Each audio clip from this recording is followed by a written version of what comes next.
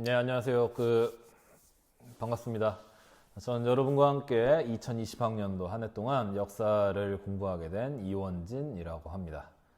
매번 매일같이 인사드린다고 했으니까 오늘도 인사들 드리고 아마 개학한 다음에도 맨날 1년장만 치고 놀 겁니다.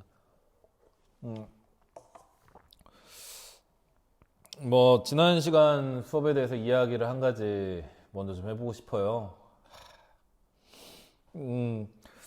선생님들이라고 해서 모든 수업을 다 잘할 수 있는 건 아니고요. 특별히 좀 더 내가 생각해도 이 부분의 수업은 정말 자신 있게 잘할 수 있다라고 할 만한 수업들이 한 가지 꼭 있기 마련이죠. 덧셈을 잘 가르치는 선생님이 있다든지 뺄셈을 잘 가르치는 그런 선생님이 있다든지. 저희 개인적으로 제가 가장 자신 있게 수업하는 부분은 어디냐면요. 바로 지난 시간에 우리가 이야기했던 그 인류의 탄생 부분입니다. 저는 인류의 탄생을 이야기할 때 항상 어떤 영화를 가지고 와서 이야기를 하냐면 스탠리 큐브릭 감독의 2001 스페이스 오디세이의 가장 첫 번째 장면, 가장 첫 번째 씬, Dawn of Man이라고 하는 정말 아름답고 정말 훌륭한 정말 그 장면을 가지고 와서 우리 인류의 시작은 어땠는지 한번 이야기해보자 하면서 항상 이야기합니다. 그 영화 한번 찾아보세요. 그 음악도 정말 훌륭합니다. 그 리하르트 슈트라우스의 짜라투스트란 이렇게 말했다라고 하는 그 음악이 광광광광 막 하면서 정말 인간의 여명이 인간의 새벽이 이렇게 밝아오는구나라고 하는 느낌이 절로 들게 만드는 그런 음악 선택입니다. 정말 훌륭한 영화고 또 우리 수업에 딱 맞아요. 그래서 항상 매년 그 영화를 틀어놓고 첫 번째 수업을 시작합니다. 저번에도 그랬어요. 근데 그 영상을 만들어 놓고 내가 잠을 잤더니 이게 여러분 월요일 1교시에 우리 봤었던 그 영상 있었잖아요. 오리엔테이션 영상 그거를 제가 작업을 했어요. 그래서 그걸 작업하느라 내 수업은 손도 대지 못하고 새벽 한 3시 4시 됐습니다. 그래서 겨우겨우 완성해 놓고 그 8분짜리 그 완성해 놓고 이제 내 거 수업 준비해야지. 내 거 수업 다 준비해놓고 유튜브에 업로드 대충 눌러놓고 업로드 되겠지. 난 우선 자자. 너무 피곤하다 해서 잔 시간이 5시 20분이었습니다. 7시 20분에 깼어요. 그래서 5시 20분에 자가지고 7시 20분에 눈 떠가지고 업로드 다 됐나? 한번 확인해볼까? 눌러봤는데 업로드가 안 돼 있는 거야. 뭐지? 봤더니 그 영화의 장면을 가져다가 쓰는 건 저작권에 위반된다고 그 장면 빼라고 하더라고요. 난 영화 전체를 가져다 쓴 것도 아니고 그 부분 이만큼 가져다 썼는데. 그래서 결국은 못 올렸습니다. 그래서 저번에 여러분 아마 수업 본 거 보면 앞에 이 부분 잘려 있을 거예요. 생각만 해도 짜증나요.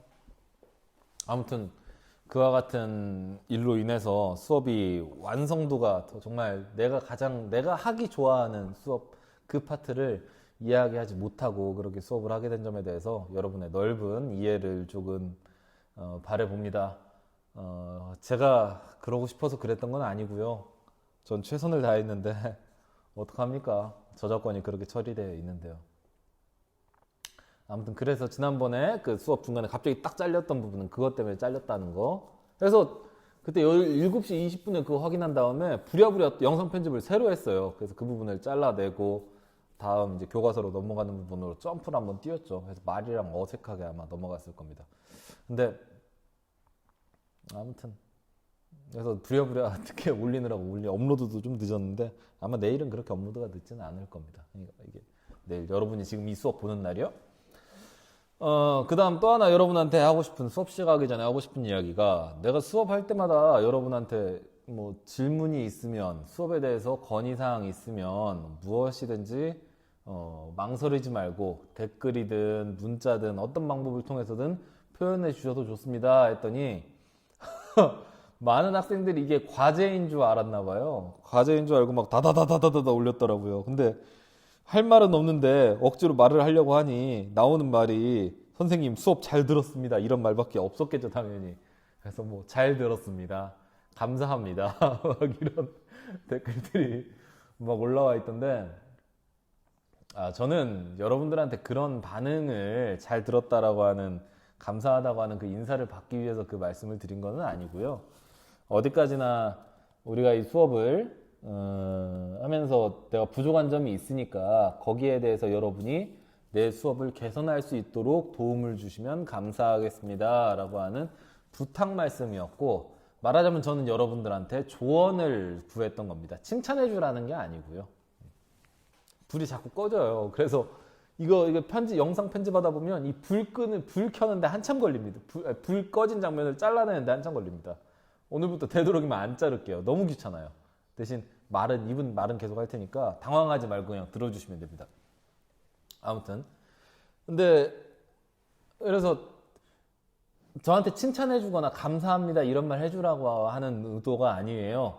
그러니까 그렇게 저를 칭찬해 주지 마시고 저한테 불만이 있거나 제가 고쳤으면 좋을 만한 부분이 있으면 그런 것들을 나는 잘 모르니까 여러분이 저한테 알려주시라는 말이에요. 과제 아니에요. 저는 과제 웬만하면 잘 내지 않습니다. 그러니까 이거 해야 되는구나 생각하지 마시고 해도 되겠구나, 하고 싶은 말 있으면 맘대로 하라는 얘기예요.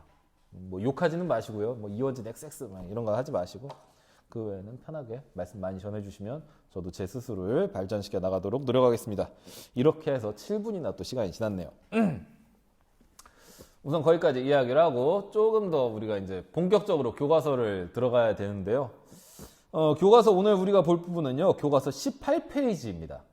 근데 교과서 18페이지를 들어가기에 앞서서 본격적인 역사를 들어가니까 한 가지 이야기를 먼저 하고 들어가고 싶어요. 내가 한번 여러분들한테 이런 질문을 해보죠. 여러분 양파의 세포가 있는 거 알고 계세요? 아마 웬만한 학생들은 다 알 거예요. 양파에 세포가 있다는 것을. 사람의 세포도 있다는 것을. 그러면 양파에 세포가 있다는 것을 우리는 어떻게 알 수 있죠? 아니면 뭐 다른 말도 가능합니다. 식초가 맛이 어떻죠? 식초는 신맛입니다. 다 알고 있어요. 근데 식초가 시다는 것을 우리는 어떻게 알 수 있죠?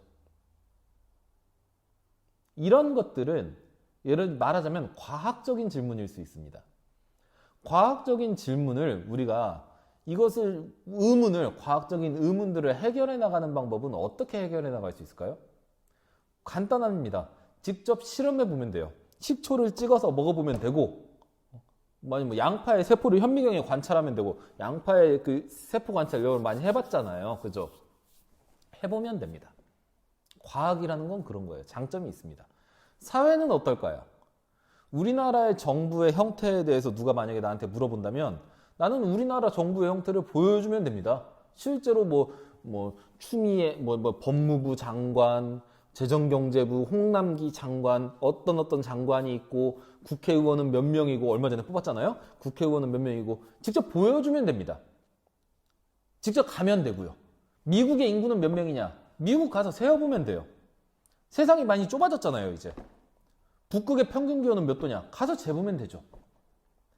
요즘에는요, 현대시대에는 너무나 과학기술이 발달하고 교통과 통신이 발달했기 때문에 대부분의 문제를요, 우리가 직접 가서 확인해 볼 수 있습니다. 심지어 그러니까 사회에서 이야기하는, 이거 하나 보여줄까요? 인터넷 연결 안 돼 있겠는데?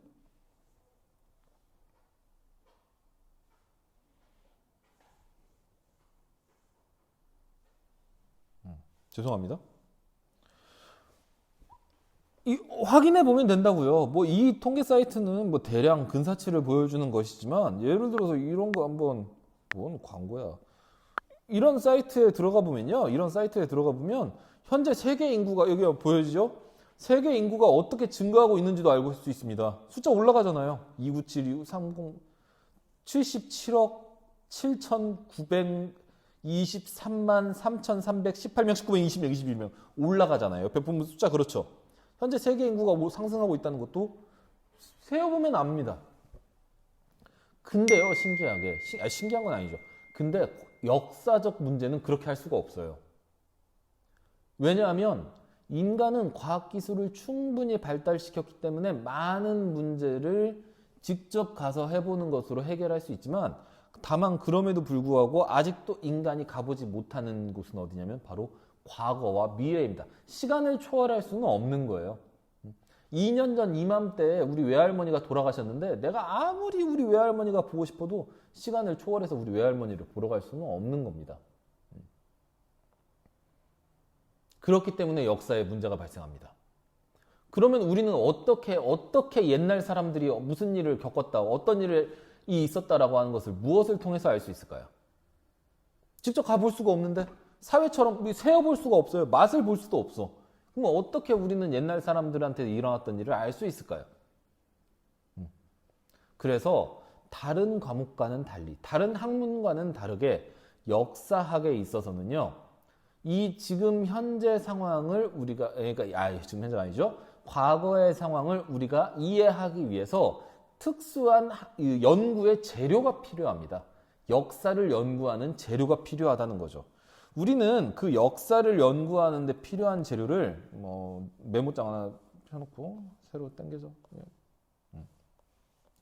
역사를 연구하는 데 필요한 특수한 재료들을 우리는 줄여서 뭐라고들 부르냐면요, 사료다라고 이야기합니다. 사료.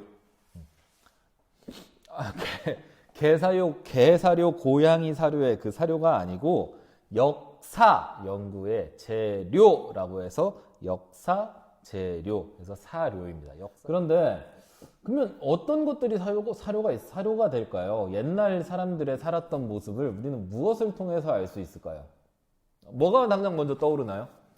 학생들한테 물어보면 가장 좋은 사료는요, 기록입니다. 기록. 옛날 사람들이 글로 적어 놓은 것들이요. 기록. 가장 대표적인 사료입니다. 기록. 사료는 첫 번째는 기록을 이야기할 수 있어요. 그러니까 글로 적어놔서 오늘 몇 월 며칠 1900 몇십 몇 년 1987년 5월 9일 이원진이 태어났다. 1988년 5월 2일 이원진이 처음으로 걸었다. 옛날 우리 일기장 쓰듯이 이런 것들이 역사를 연구하는 데 있어서 가장 기초가 되는 매우 좋은 사료가 됩니다. 하지만 기록만으로 충분하냐? 사실 그렇지는 않아요. 예를 들어 생각을 해보세요. 내가 여러분한테 이런 이야기를 해보죠. 최승준의 눈동자에 대해서 이야기를 해본다고 합시다. 최승준의 눈동자. 최승준의 눈동자는 못생겼다. 많이 못생겼다. 정말 못생겼다. 이렇게 말한다고 하지만 실제로 아무리 우리가 이렇게 이야기를 해봤자 실제로 최승준의 눈동자가 못생긴 것만큼 내가 이야기하지를 못하잖아요. 그렇죠. 그래서 옛날 사람들이 살았던 모습에 대해서 아무리 글로 표현해봤자 글로는 다 완성되지 않는 부분들이 있다고요. 예를 들어서 아무튼 이 우리가 컵을 글로 표현한다고 해보세요. 얼마나 사실 힘들겠습니까? 하지만 이거를 그럼 옛날 사람들이 사용했던 물건들을 가장 쉽게 우리가 알아볼 수 있는 방법은요, 그냥 직접 보는 겁니다. 그 컵이 아직까지도 남아있는 컵이 있다면 보면서 조선시대 사람들은 이러한 컵을 사용했겠구나 라고 하는 것을 우리가 바로 보고 알 수 있게 되겠죠. 이렇게 옛날부터 지금까지 아직 완전히 없어지지 않고 흘러내려오는 것들, 그러한 물건들을 내려온 물건이다 해서 우리는 유물이라고 합니다. 유물은 또한 기록과 함께 역사를 연구하는 데 있어서 굉장히 중요한 재료가 됩니다. 하지만 그러면 유물하고 기록만 있으면 되냐? 하지만 그렇지는 않죠. 한 가지가 더 필요합니다. 내가 방금 전에 실수로 말해버렸는데, 예를 들어서 이 유물이라고 하는 거는 기본적으로 손에 들 수 있는 정도의 크기예요. 물건이요. 하지만 옛날 이런 것만을 통해서 다 알 수 있어요? 경복궁을 한번 생각을 해봐요. 서울에 가면 경복궁이 있죠. 경복궁을 우리가 말로 표현하려면 정말 힘들죠. 그렇다고 해서 경복궁이 물건이라고 이야기할 수는 없죠. 경복궁처럼 더 큰 규모의 옛날에 사람들이 살았던 흔적, 예를 들어서 집, 아니면 집터, 절, 궁궐, 아니면 동굴, 이런 것들이 있는데, 이렇게 큰 규모의 옛날 사람들이 살았던 흔적을 우리는 뭐라고 하냐면, 그런 거는 흔적의 적자를 써서요, 유적이라고 합니다. 우리가 사료라고 이야기를 하면 역사 연구의 재료는 보통 기록이나 유물이나 유적 같은 것들을 이야기합니다. 우리는 과거로 타임머신이 있으면 그게 최고의 사료가 될 수 있겠죠. 하지만 타임머신이 없기 때문에 우리는 유물이나 유적이나 기록을 통해서만 과거를 볼 수 있습니다. 그래서 우리 교과서에 보면요, 교과서에 여기 이쪽에 있죠. 이제 무리지어 채집과 사냥을 하다라고 되어 있는 이 18페이지에도 보면 몇 가지 물건들이 나와 있어요. 옛날 사람들이 썼던 물건이죠. 그래서 지금 우리가 그 물건을 보고 옛날 사람들의 삶을 추측할 수 있는데 이러한 물건들을 우리는 뭐라고 한다? 바로 유물이라고 한다는 겁니다. 유물. 근데 우리가 이 증평이라고 하는 아무래도 지방에 살다 보니까 뭐 증평뿐만이 아니라 다른 지역도 마찬가지입니다. 지방에 살다 보니까 불편한 점이 하나 있어요. 유물 기록은 그래도 많이 우리가 인터넷 같은 데서 볼 수 있는데 유물은 실제 보는 게 좋잖아요. 실제 보는 게 가장 좋잖아요. 그래서 직접 가서 보면 좋은데 보통 유물은 아무 데나 이렇게 막 지천에 널려 있지는 않아가지고 어느 특정한 데에 가서 거기 모아놨습니다. 그렇게 유물을 모아놓은 곳을 우리는 뭐라고 하냐면 바로 박물관이라고 합니다. 영어로 뮤지엄. 기록을 모아놓은 것은 뭐예요? 라이브러리, 도서관. 그렇죠.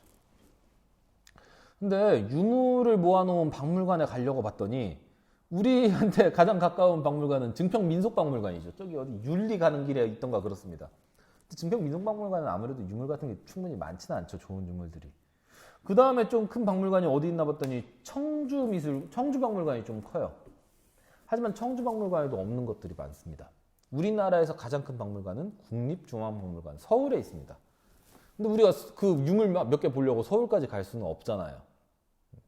그렇다고 인터넷에 이렇게 띡띡띡 검색해서 보면 사진 이만하게 나와갖고 확대 조금 띡띡 하면 화질이 깨지고 막 마인크래프트처럼 되잖아요. 그래서 제가 오늘 여러분한테 지난번에 우리 온라인 개학 전에 한번 학습지를 통해서 여러분들한테 소개시켜 준 적도 있지만 오늘 제가 여러분한테 사이트 하나를 특별히 소개시켜 주려고 생각하고 있습니다. 뭐냐면요. 구글에 들어가요. 구글에 들어갑니다. 우선. 구글에 들어가서 여러분이 뭐라고 검색하면 되냐면요. 바로 띠딩 구글 한글로 써도 돼요. 아트 앤 컬처. 구글 아트 앤 컬처라고 검색하시면 이와 같은 검색 결과가 나옵니다. 그 중에 맨 위에 있는 구글 아트 앤 컬처를 눌러서 들어가 보시면요. 뾰로롱 이런 사이트가 나와요. 구글에서 굉장히 공들여서 만들어 놓은 정말 좋은 서비스입니다. 공짜예요. 돈 안 냅니다. 걱정하지 마시고 자유롭게 회원가입도 필요 없습니다. 그냥 보면 돼요. 이 사이트의 특징은 뭐냐면 세계 유명 박물관에 있는 정말 좋은 뭐 미술 작품이나 그런 자료들을요. 매우 고화질의 사진으로 찍어서 인터넷을 통해서 사람들이 누구나 다 볼 수 있게 제공하고 있다는 점입니다. 예를 들어서 우리가 이런 사이트 한번 여러분이 알고 있는 유명한 그림 있나요? 예를 들어서 빈센트 반 고흐에 대해서는 여러분이 많이 알고 있을 것 같아요. 많이 이름 들어봤을 거고 아마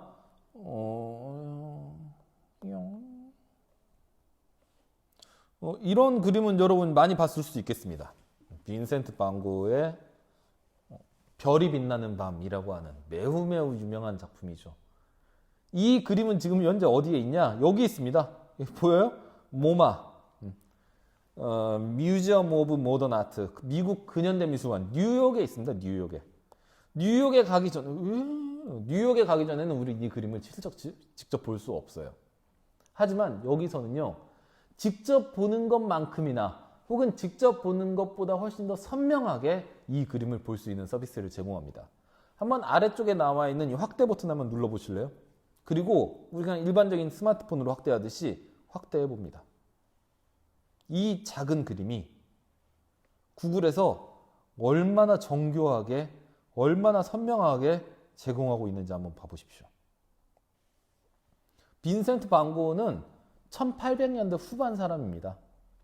그 지금으로부터 한 130년, 140년 전에 이 빈센트 반 고흐가 그 살면서 그렸던 이 그림의 물감 하나하나, 터치 하나하나가 정교하게 살아있죠. 실수했네요. 여기 보면 막 이런 것까지 다 볼 수 있죠. 이게 바로 구글의 아트 앤 컬처 사이트에서 제공하는 굉장히 큰 장점입니다. 박물관에 가지 않아도 박물관에 있는 작품을 굉장히 선명하게 볼 수 있다는 거예요.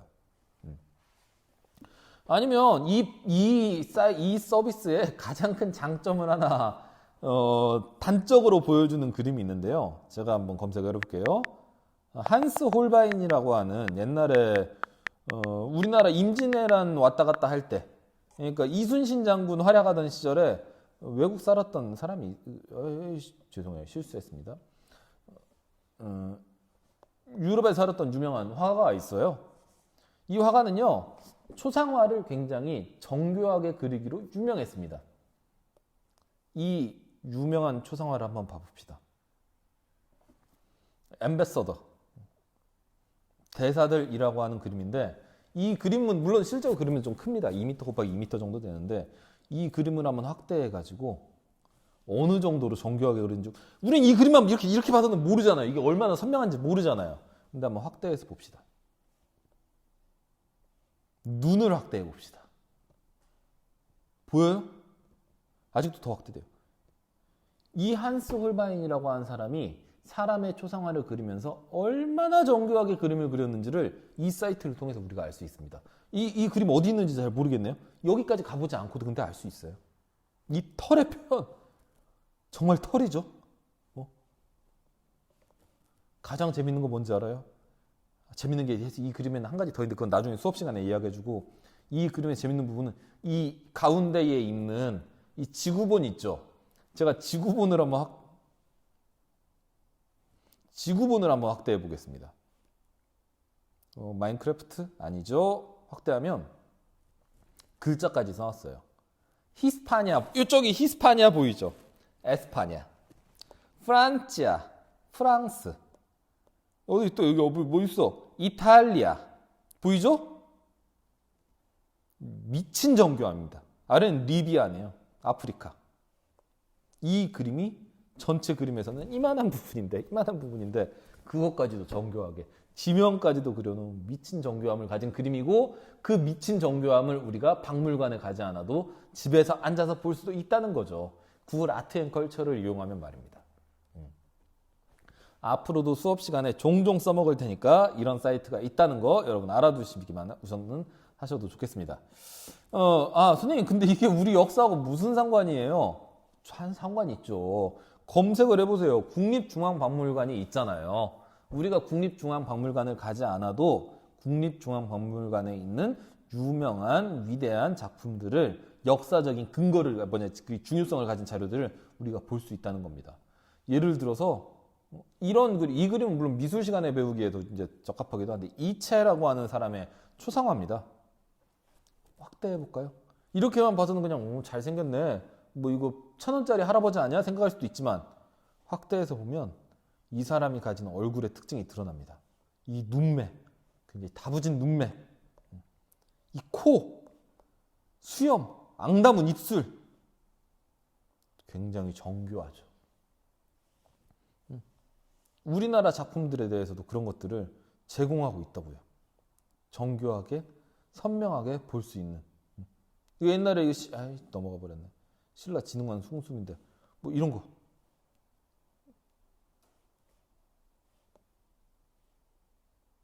도자기도 더 선명하게, 이 도자기의 질감 같은 것도 이렇게 보면서 표현이 어땠는지.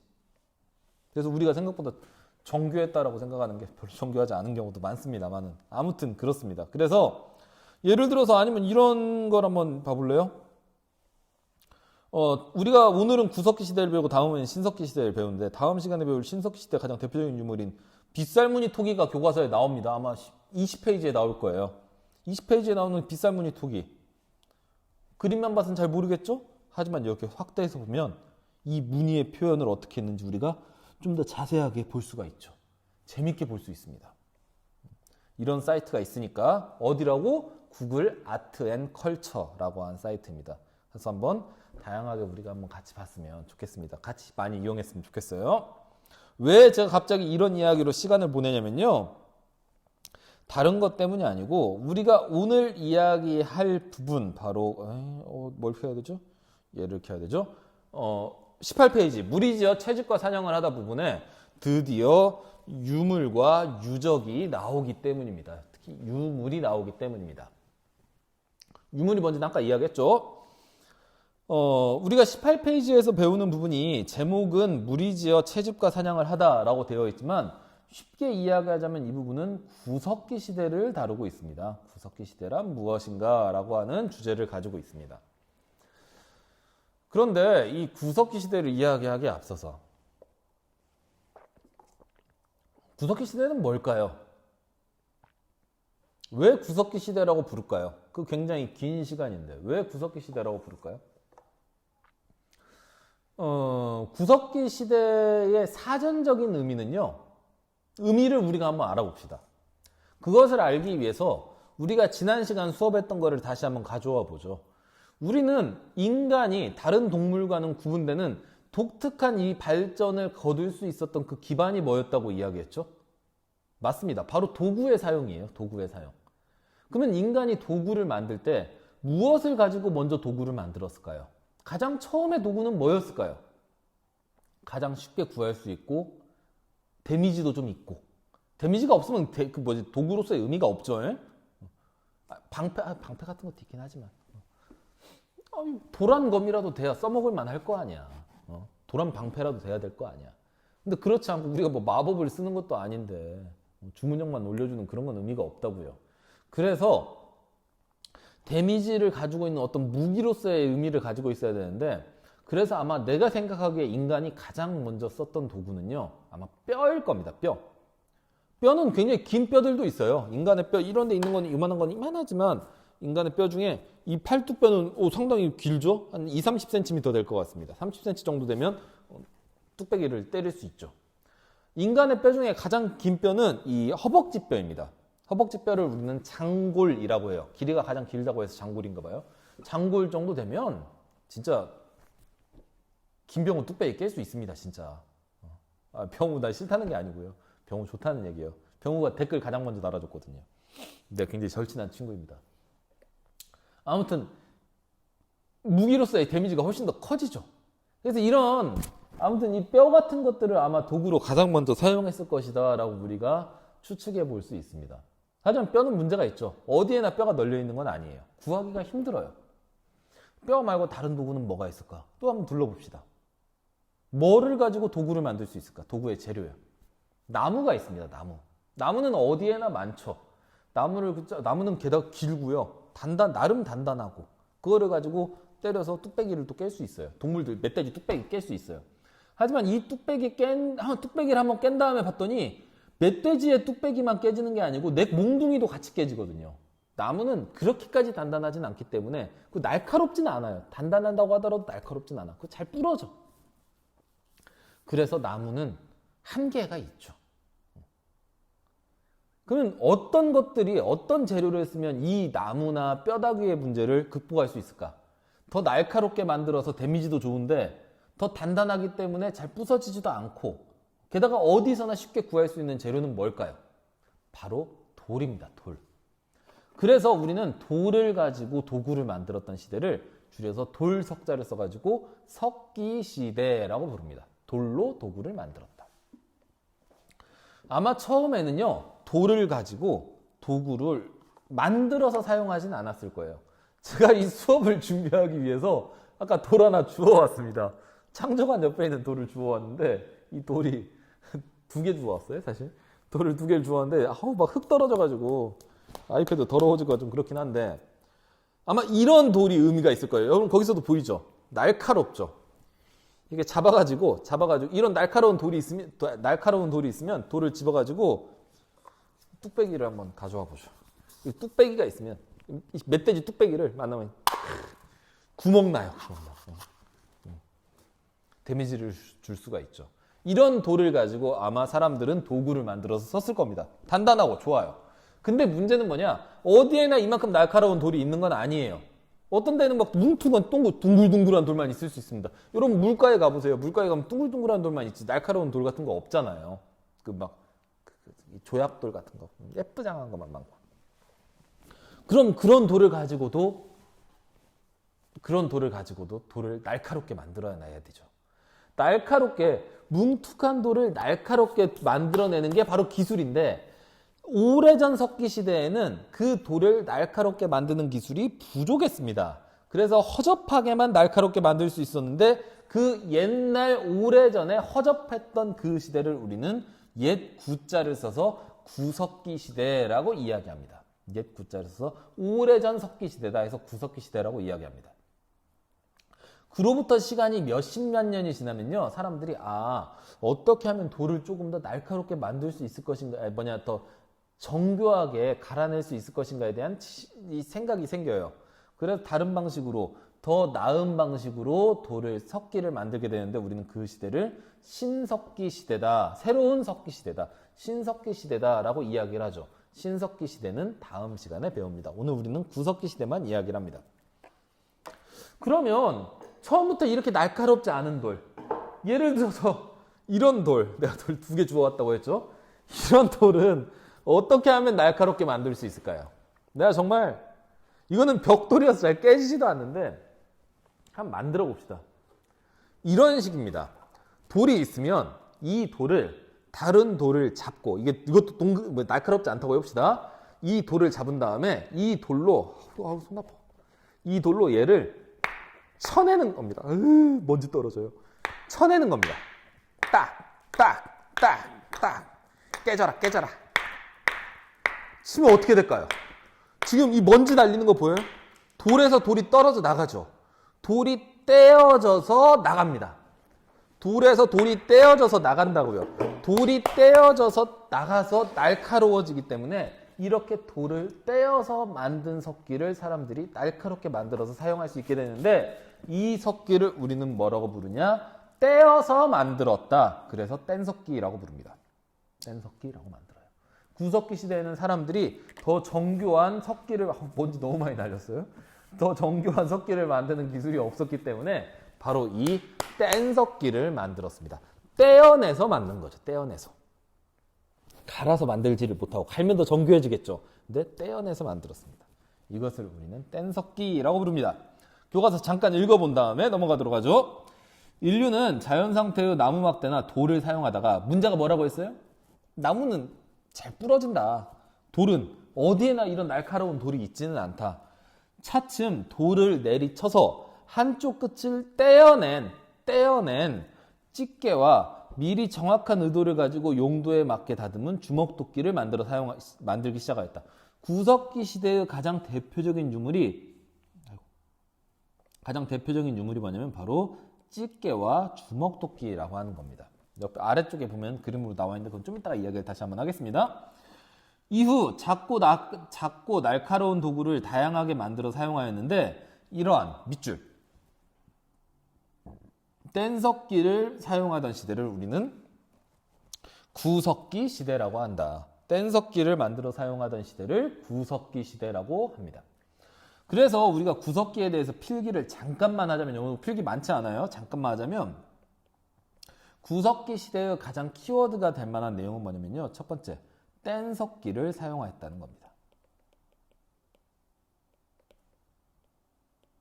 뗀석기를 사용하였다. 그 다음 한번 우리가 이야기를 해봅시다. 구석기 시대에는 그러면 뗀석기를 사용한 거 외에 다른 삶의 모습은 어땠느냐? 구석기 시대와 신석기 시대를 구분짓는 가장 중요한 요소는 뭐냐면요. 여러분이 이쯤 되면 이제 그런 걸 좀 알아야 될 타이밍인데, 내가 어떤 친구한테 한번 이런 질문을 한번 했다고 해보죠. 예를 들어서 내 절친한 친구 연지민의 동생인 연성민한테, 성민아, 내가 지금부터 숫자를 말해줄 테니까 숫자 15개를 한 번에 외울 수 있겠니? 라고 성민이한테 물어보면, 선생님 15개 숫자를 어떻게 한 번에 외워요? 라고 물어볼 겁니다. 근데 내가 만약에 성민이한테, 그래 그럼 내가 성민아 지금부터 숫자를 말해줄게, 한번 숫자를 외워봐 하면서 내가 2, 4, 6, 8, 10, 그 다음 뭐죠? 2, 4, 6, 8, 10, 그 다음 뭐겠어요? 여러분 내가 말하지 않았는데도 알죠? 2, 4, 6, 8, 10 다음엔 12가 나올 거라는 걸 알고 있잖아요. 왜 어떻게 알고 있어요? 규칙이 있다는 것을 알기 때문입니다. 역사에서 엄청나게 많은 내용들이 앞으로 나올 건데, 그 내용들을요, 규칙을 모르는 상태에서 기준을 세워놓지 않고 하나하나 외우려고 하면 진짜 뚝배기 깨집니다. 바깥에서 맞아서 깨지는, 이런 거 맞아서 깨지는 게 아니고 안에도 더 깨져요. 그렇게 역사를 외우려고 하지 말고요, 어떤 하나의 키워드를 먼저 아셔야 돼요. 이 키워드를 중심으로 해서 아 이랬구나 이랬으니까 어땠을까? 아 그래? 그럼 이랬으니까 또 어땠을까? 연관지어서 연계시켜 나가면서 공부를 하면 훨씬 더 쉽게 공부할 수 있습니다. 그렇다면 우리가 구석기 시대를 이야기하는 데 있어서 그 키워드가 될 만한 내용은 뭐가 있냐? 바로 농사가 없었다는 점입니다. 농사가 없었다. 농사? 농사라고 하는 말은 너무나 약간 초딩스럽죠? 조금 더 정교한 표현은 뭐가 있을까? 농경이 없었다. 구석기 시대에는 아직 인간이 충분히 발달하지 못했기 때문에 농사 짓는 방법을 몰랐습니다. 사람들이 농사 안 지었어요. 신석기 시대엔 농사 짓기 시작합니다. 근데 농사를 안 지었어요. 그리고 앞으로 우리가 이야기할 구석기 시대의 중요한 삶의 모습의 변화는 바로 농사를 짓지 않았다라고 하는 바로 이 점에서부터 시작합니다. 농사를 짓지 않았기 때문에 뭘 먹고 살았을까요? 농사를 안 짓던 사람들은? 뭘 먹기는 먹어야 되는데 어디서 구할 수 있을까? 어디서 떨어지는 건 선생님 농사 안 지으면 학교 급식소에서 밥 먹으면 되잖아요. 형석중 급식 맨날 제육볶음, 오징어 볶음. 아니죠. 그럼 당연히 그것도 없었다라고 가정을 해야죠. 농사를 안 지었기 때문에 사람들이 어디에서 먹을 걸 구하냐면 자연에서 구해야 되죠. 방금 이제 참새가 짹짹했는데 참새를 잡아먹는다던가 호랑이 아니면 라이언 이런 애들 잡아서 뜯어먹는다던가 물론 내가 잡아먹을 수도 있지만 코끼리 잡아먹기 뭐라도 아무튼 이렇게 자연에 있는 것들 먹어야 됩니다. 지렁이라도 잡아 먹어야 되죠. 아니면 이렇게 고기를 잡아 먹을 수도 있지만 돼지 같은 거 뚝배기 깨먹을 수 있겠죠. 그러니까 이렇게 고기를 먹을 수도 있지만 또 한 가지는 뭐를 먹을 수도 있냐면 사과, 내가 좋아하는 당근 아니면 버섯 이런 식물들을 자연 상태에 있는 식물들을 이렇게 얻어서 먹을 수 있겠죠. 이런 것들을 우리는 뭐라고 하냐? 농사를 짓지 않았기 때문에 농경을 시작하지 않았기 때문에 옛날 구석기 시대 사람들은요 동물들을 사냥하거나 아니면 식물들을 채집해서 우리가 식량을 구했다라고 이야기를 할 수 있습니다. 사냥과 채집을 통해서 인간의 삶을 이어나갔습니다. 이러다 보니까 내가 계속 연결된다고 했어요. 연결 지점만 알아두시면 나머지는 공짜입니다. 사냥과 채집을 통해서 사람들이 삶의 어떤 조건을 얻어나갔다, 먹이를 얻어나갔다라고 이야기를 한다면 그렇다면 한번 우리가 상상을 한번 해보죠. 설명을 편하게 하기 위해서 극단적인 경우를 한번 가정해 봅시다. 우리 이제 학교 앞에 보면 보강천이 흐르고 보강천 한가운데 요즘 공사 중인 것 같긴 하지만 보강천 한가운데 보면 모래섬이 하나 있습니다. 그 모래섬에 돼지 5마리가 뛰어놀고 있는 모습을 봤어요. 구석기 시대 사람인 이원진이. 그래서 저 돼지 5마리를 사냥해서 먹으면 되겠구나라는 생각에 이원진이 그 모래섬에서 살기 시작했습니다. 그래서 실제로 이원진은 그 돼지 5마리 중에 한 마리를 낼름 잡아먹었어요. 그러면 그 돼지 5마리나 있으니까 계속 이원진은 모래섬에 살면서 자신의 생계를 유지할 수 있을까요? 그건 아니죠. 여러분이 간단히 생각해도 그러진 않겠죠. 왜냐하면 한 마리 돼지가 잡혀먹는 모습을 봤으면 나머지 4마리 돼지는 도망갔을 거 아닙니까? 무슨 말이냐면 사냥이나 채집이라고 하는 그 특수한 형태는 결국은 자연을 있는 그대로 갖다가 먹는 겁니다. 당연히 그 자연에 있는 동물들도 생존의 본능이 있기 때문에 다른 데로 도망갈 수밖에 없어요. 또한 그 위치에 있는 식물이 무한정 제공되는 것도 아닙니다. 제가 좋아하는 당근이나 버섯 같은 게 가만히 제자리에 앉아가지고 이렇게 계속 먹을 수는 없잖아요. 돌아다녀야 됩니다. 돼지도 도망가니까.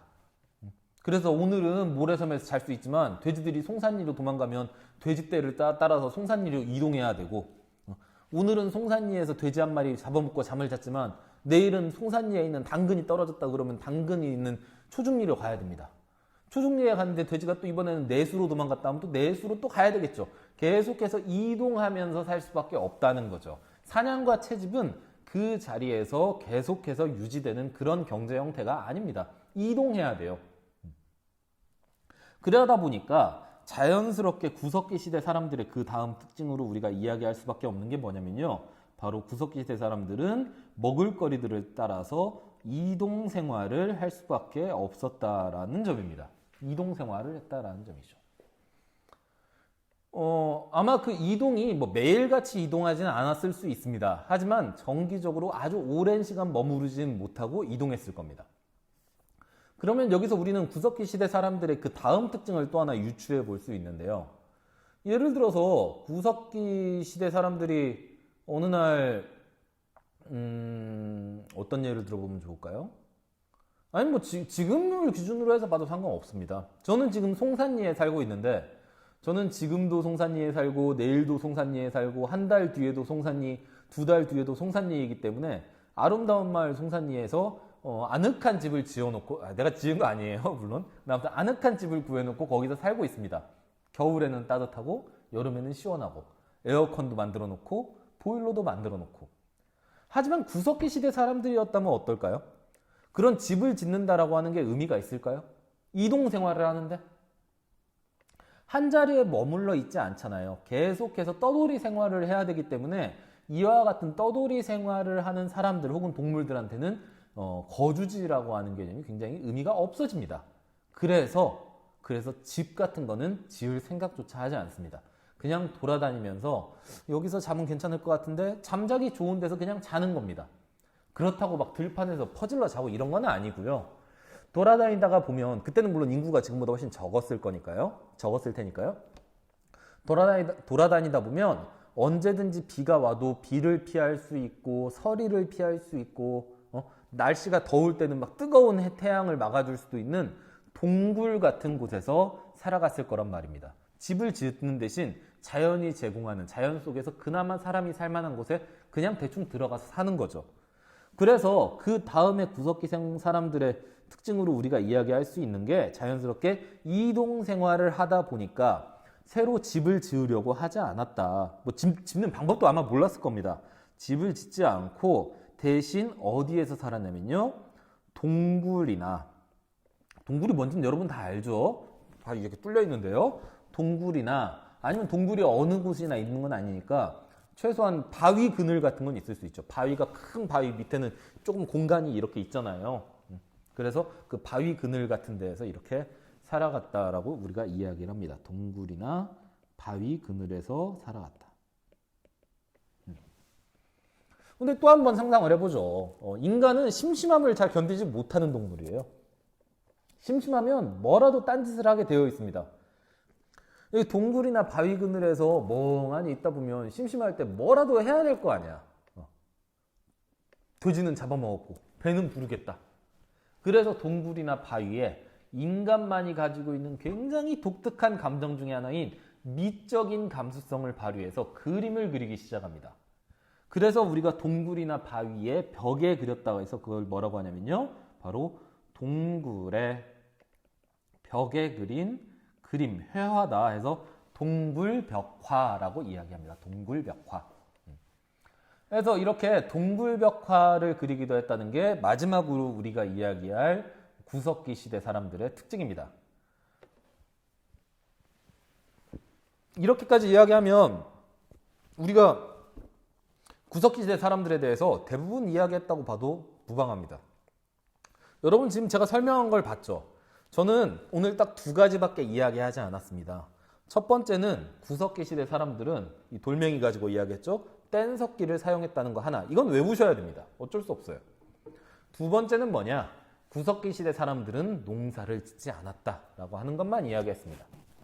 그래서 농사를 짓지 않았기 때문에 사냥이나 채집을 할 수밖에 없었고 먹을 걸 구하기 위해서 사냥이나 채집을 하기 위해서는 돌아다녀야 되기 때문에 한 곳에 머무를 수 없기 때문에 이동 생활을 했고 이동 생활을 하다 보니까 집을 지을 필요가 없고 집을 지을 줄도 물론 모르기도 하지만 집 같은 거 필요 없고 그래서 집을 짓지 못하니까 어디에 살았다? 동굴이나 뭐 바위 그늘 같은 데서 살았다.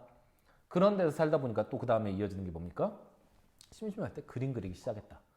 그래서 여러분이 많은 시험 문제나 이런 걸 풀다 보면 어떤 말이 나오냐면 다음 그림에서 다음 자료를 보고 이 시대의 삶의 모습으로 알맞은 것을 고르시오. 막 이런 문제 나와요. 만약에 동굴이라고 하는 말이 나오기만 하면요. 동굴이라는 말이 나오면 그거는 무조건 구석기라고 보셔도 거의 틀리지 않습니다. 동굴 하면 그냥 구석기예요. 그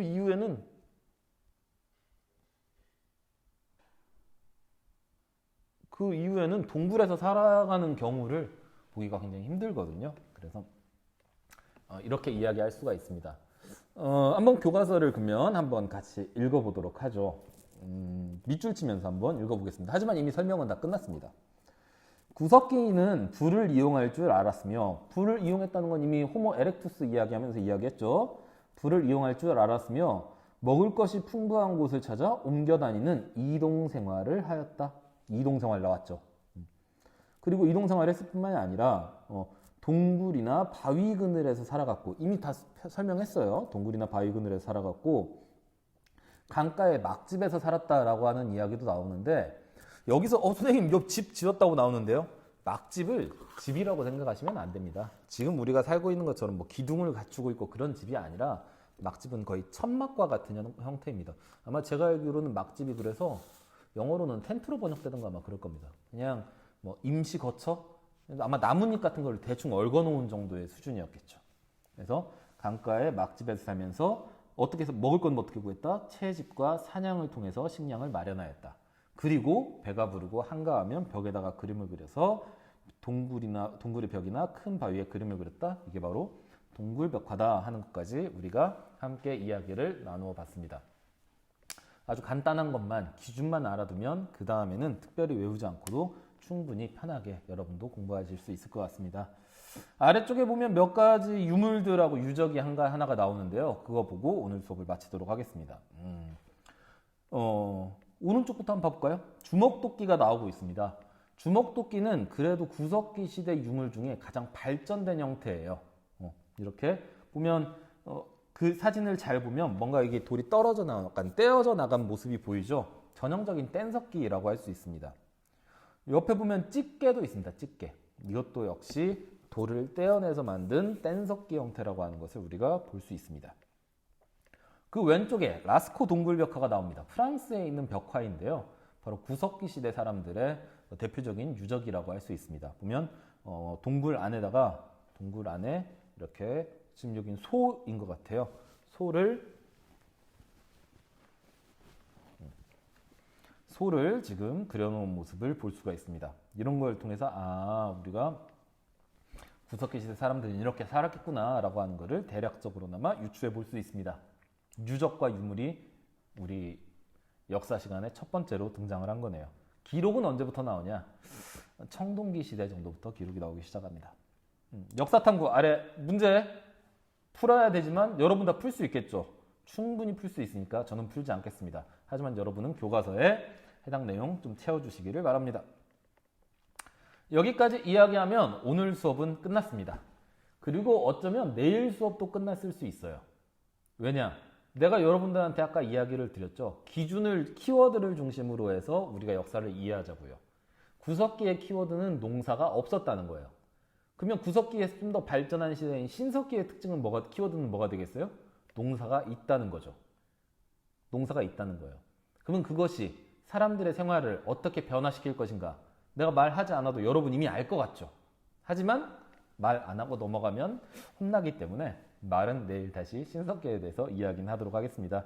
교과서 오른쪽 19페이지에 우리나라 한반도의 구석기 문화에 대해서 나오는데 이 부분을 오늘 설명하지는 않고요. 내일 신석기가 아주 조금만 설명하면 되기 때문에 내일 이야기를 함께 하도록 하겠습니다.